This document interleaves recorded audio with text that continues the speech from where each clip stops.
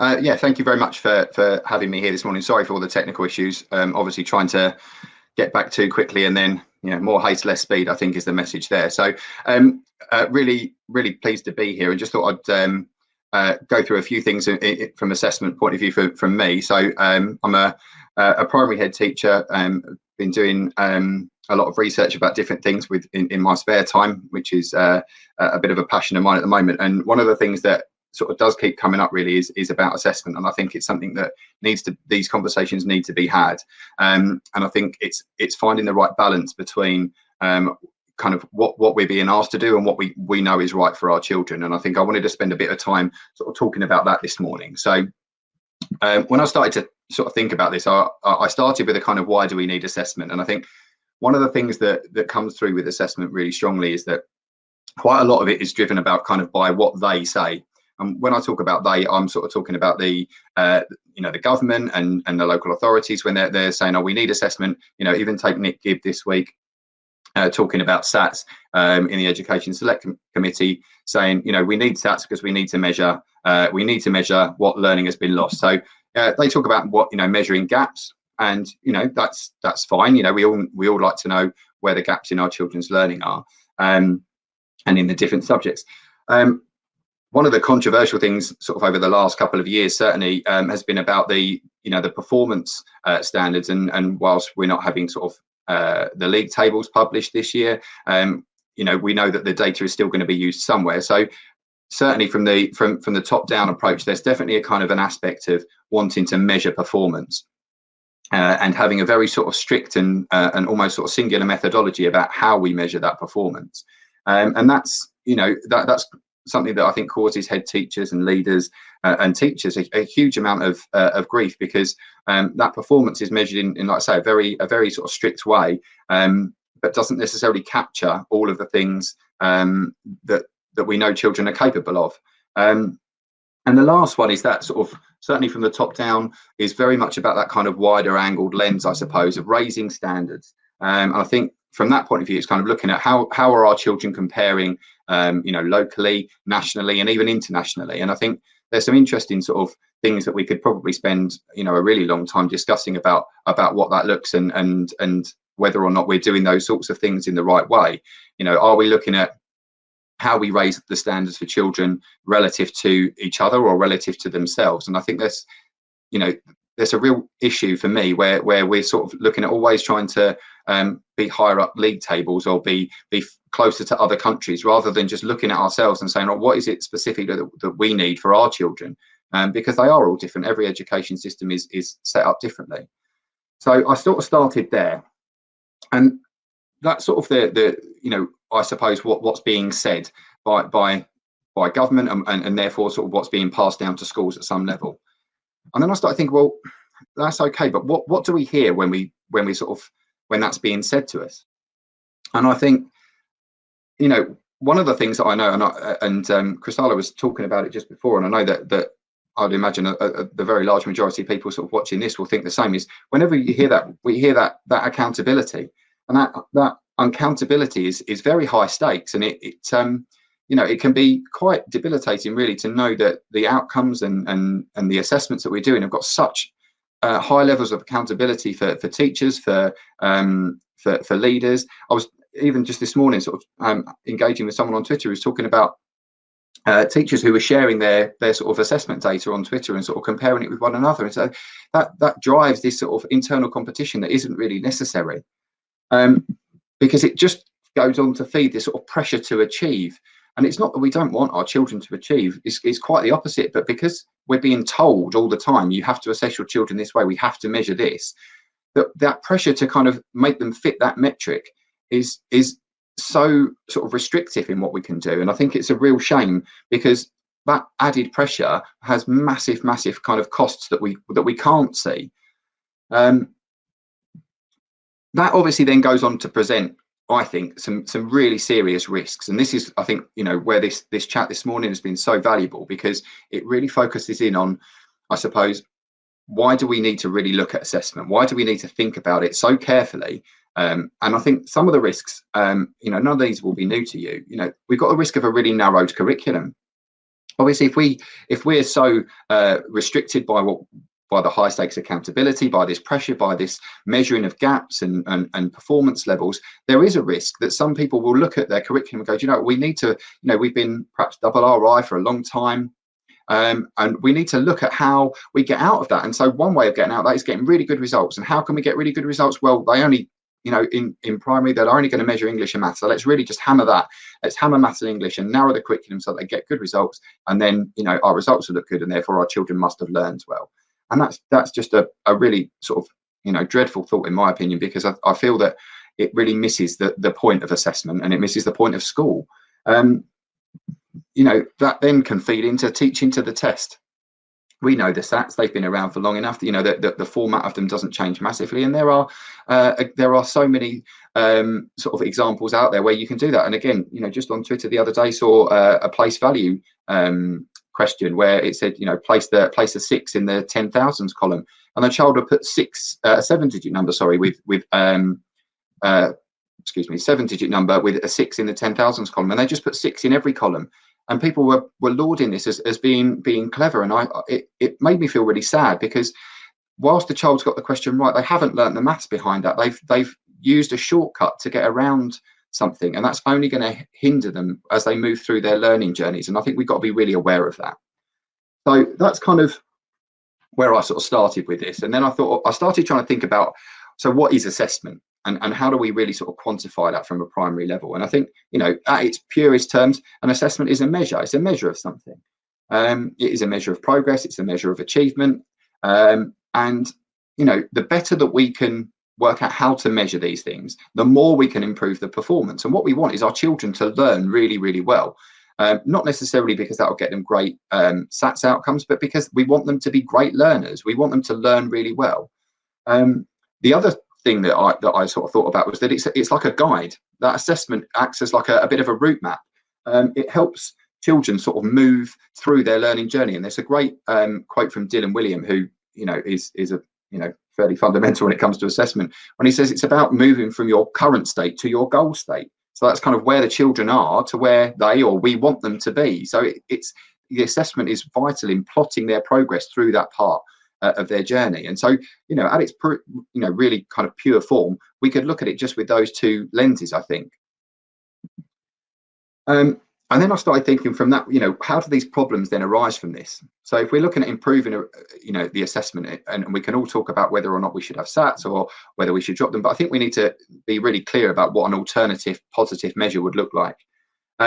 So, I'm using a bit of imagery here just because it helped me prompt my own thinking. So this is about sort of targeting the wrong things.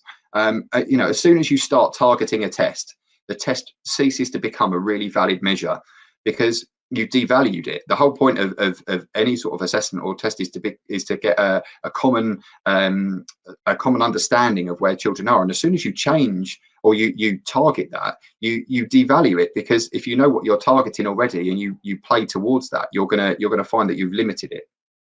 The other one is that this is to kind of represent alternative ways. Again, there's always alternative ways of passing tests. You can find, like I said, you can find a shortcut. You can get children to sort of answer the questions worth more marks, or the simpler questions, and you can do all of that.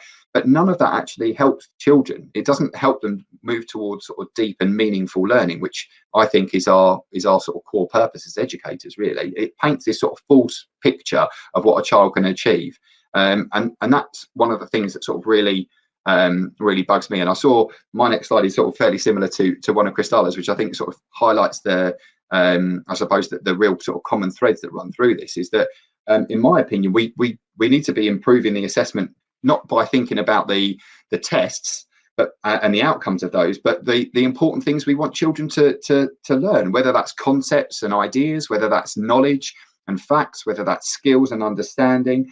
But we need to think really, really carefully about what it is we want the children to sort of be able to know and to be able to do, rather than passing a test. And so I think having a real sort of clear understanding about what you want your children to learn, what you want your children to know, what you want your children to leave that sort of stage of their education with, is is really, really important, and that should be the starting point for assessment for me. I shared this with my staff at a staff meeting the other week about an alternative way of thinking. Because again, if we're thinking of SATs and going back to even the old levels and then the sub levels and everything else like this, we painted this picture of a straight line, a one sort of dimensional straight line where children move up and down that straight line. So do you move from in old money a 4B to a 4A? Under current systems, every school will be different. Do you move from a 5B to a 5B plus or whatever it might be?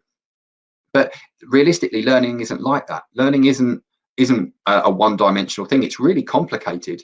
Learning's it's multi-dimensional, and what we mean by that is every subject, there's not one straight scale that works forward. It's many scales that sort of feed into each other, which is why I really like this sort of visual of the sort of strands of the rope.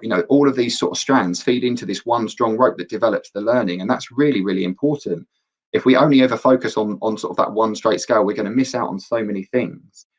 The challenge then is understanding that if we've got those strands, we need to know how the children can progress within all of those strands, and working at those sort of specific skills and knowledge and understanding that we can sort of move through that progression model there.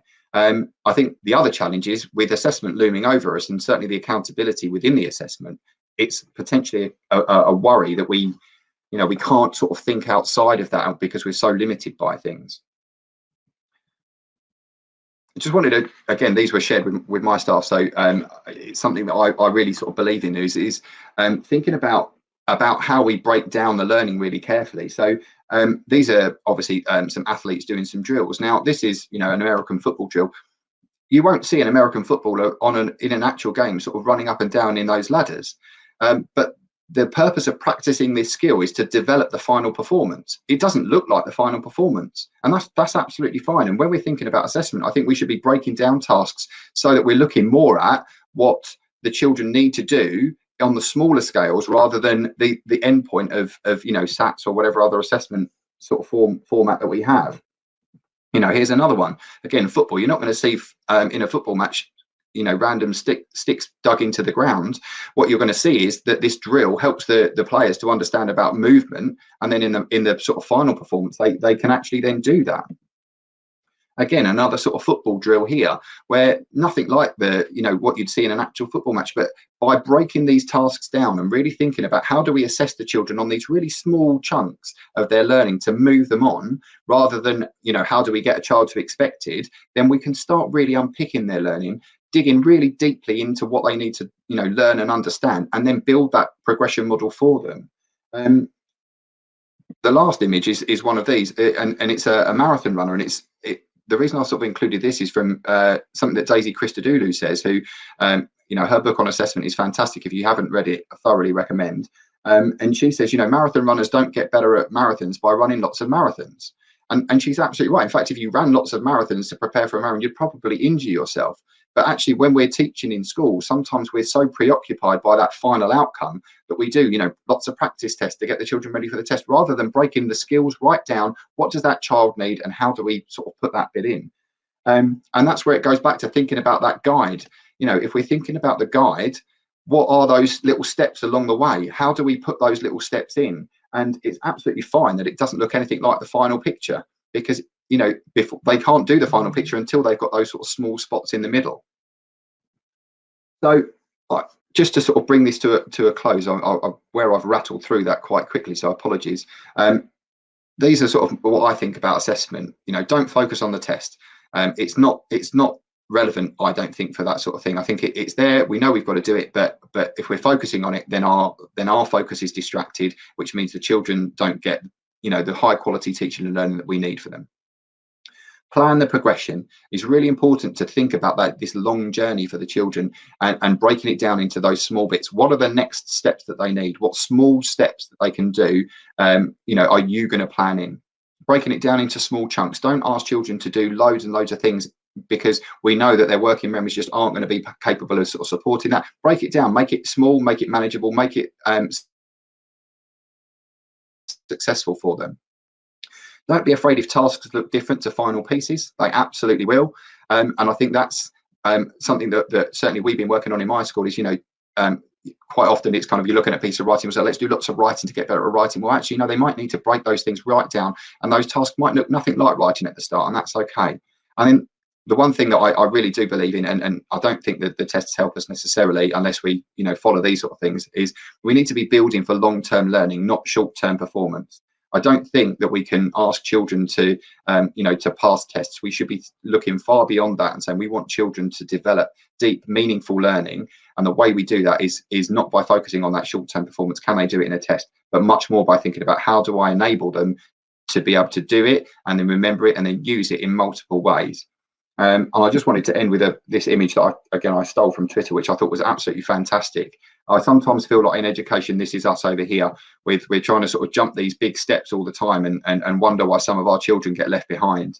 And actually, I think this is a much more accurate picture, and again, much more accurate way of assessing. If we assess, little and often, small steps, can they do it? What's the next stage? Then we're much more able to help, help children move forwards. So that's kind of it from me. I say apologies for rattling through that, Flora. I'm aware that I spoke at about 1,000,000 miles an hour, which is not unusual for me, unfortunately.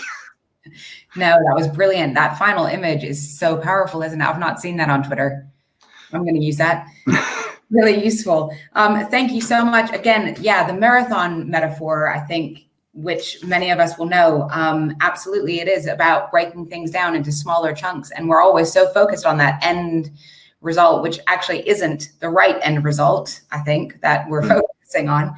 But it's about thinking about the future, thinking about, the as you said, that deep, meaningful curriculum, the deep meaning learning that we should be actually developing and giving to our children and providing them with. It's about lifelong learning, not just that test at the end, which as leaders, unfortunately, we have the pressure of, but we need to be brave enough to say, no, we're not going to do it. I think it's the bravery thing. It's the hardest things when I took on my school, we were RI and we did probably jump through the hoops a little bit more than we perhaps should have at the time. And it's only sort of growing through that and gaining that confidence in knowing what's right for children. I'd never go back that way again. But I think it's the pressure's real for leaders and for schools. And I think it does take that strong, moral leadership to say, you know what, we're not playing that game anymore. We need to do what we know is right for our school and our community and our children. And hopefully at some point, the government and people like that will catch up. Yeah, absolutely. And that's the thing, it's the bravery. I always say I hate using that word brave because it is actually what you just said. It's about putting the children first. It's about doing what's right for our children. And somehow if we could bottle that up and give it to anyone who becomes a leader of a school so they run with it, I don't know how we do that, but it is about changing the system. That's what it's about. Thank you so much, Mark.